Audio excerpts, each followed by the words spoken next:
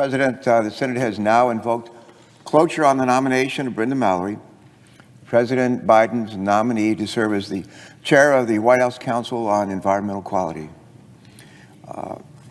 I rise today. First, let me just say thank you. I just want to express my thanks, and I'm sure on behalf of Brenda Mallory, 53 senators who voted in favor of cloture so that we could move forward and now debate her nomination.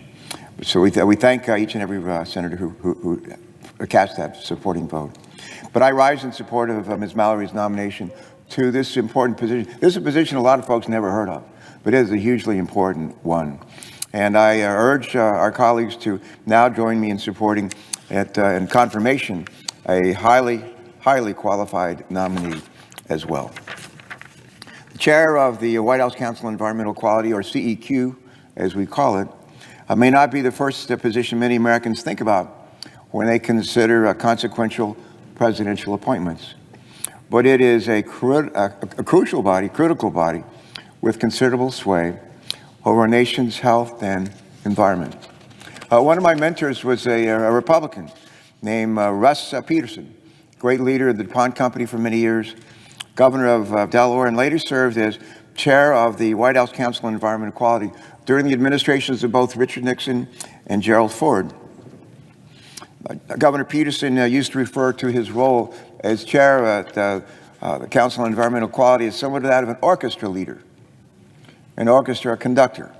He would say, you don't play the instruments as the chair of the CEQ, but you try hard to ensure that everyone in the orchestra is playing in harmony.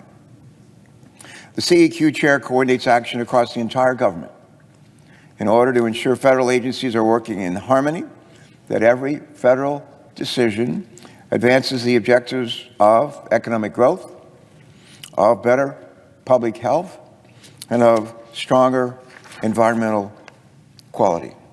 But while CEQ chairs do work much like an orchestra leader, a conductor, to achieve harmony across federal agencies, they must also pursue balance. That balance includes at least three components. One, growing our economy. Two, ensuring a just and healthy society. And three, protecting our environment for current and future generations. Those are the clear objectives of CEQ as laid out in the National Environmental Policy Act of 1969, known as NEPA, N-E-P-A. The landmark law that created CEQ, often referred to as the Magna Carta of environmental laws. According to its 6 pages of statute, NEPA's purpose includes, and I'm going to quote, efforts which will prevent or eliminate damage to the environment and biosphere or stimulate the health and welfare of man. I would add, and woman. NEPA enshrines democracy by giving the American people a voice to help decide the fate of federal decisions. For 50 years, NEPA has sought to ensure environmental protection, public health, and the notion that the American people should have a say in the federal decision-making process that affects their lives. Like our Constitution, NEPA is one of our nation's most enduring and replicated laws. The same principles of democracy and citizen participation that are enshrined in our Constitution are also enshrined in NEPA. Sadly, the Trump administration's CEQ largely walked away from the tenets of this 50-year-old law, issuing drastic rollbacks that undermine much of its very mission. Instead of advancing CEQ's 3 objectives, 1, a more productive economy, 2, a healthier society, and 3, a cleaner environment, the previous administration sadly repeatedly compromised public health and environmental quality for the sake of less red tape.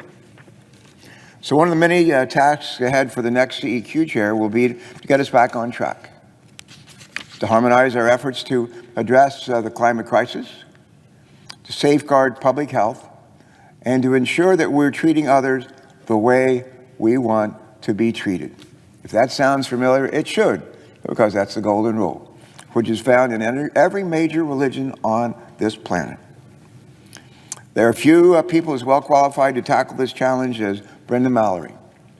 Now, I believe she is the kind of experienced, dedicated public servant that we need to lead CEQ at this critical time, for not just for the agency, but for our nation. Ms. Mallory is a deeply committed public servant with extensive experience under both Democratic and Republican administrations. No stranger to CEQ, Ms. Mallory served there for a number of years after an impressive tenure of more than a decade at EPA, including under President George W. Bush. She has earned respect from both sides of the aisle. As the former general counsel for CEQ, she already knows the agency inside and out.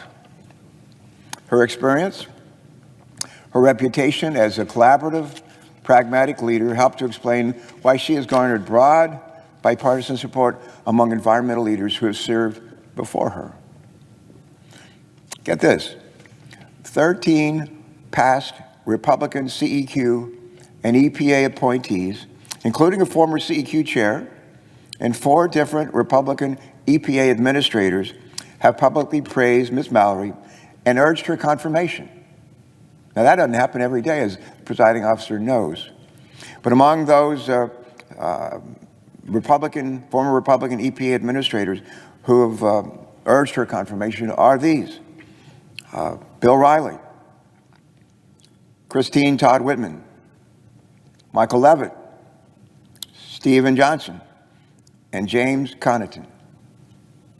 Ms. Mallory has also earned the support of the U.S. Chamber of Commerce. I'll say that again. Ms. Mallory has also earned the support of the U.S. Chamber of Commerce and a whole bushel of environmental groups across this land. She has represented business interests in the past as an attorney in private practice, so she understands the importance of timely and well-coordinated environmental reviews, which are crucial for getting investments in telecommunications and in infrastructure off the ground. Ms. Mallory's expertise will be critical to the task that lies ahead. In addition to restoring balance at CEQ and its mission, the next chair at CEQ will address a number of pressing crises facing our nation today. Let me mention some of them. They include the ongoing COVID-19 pandemic. They include the worst economy since the Great Depression, as well as the enduring problem and challenge of racial injustice. All three of these crises are compounded by a fourth, and that is the climate crisis. We have no time to waste. We must tackle the climate crisis with conviction and with urgency. My home state of Delaware, which I'm privileged to represent, certainly cannot wait any longer. We happen to be the lowest lying state in America. Our state is sinking, and the seas around us are rising.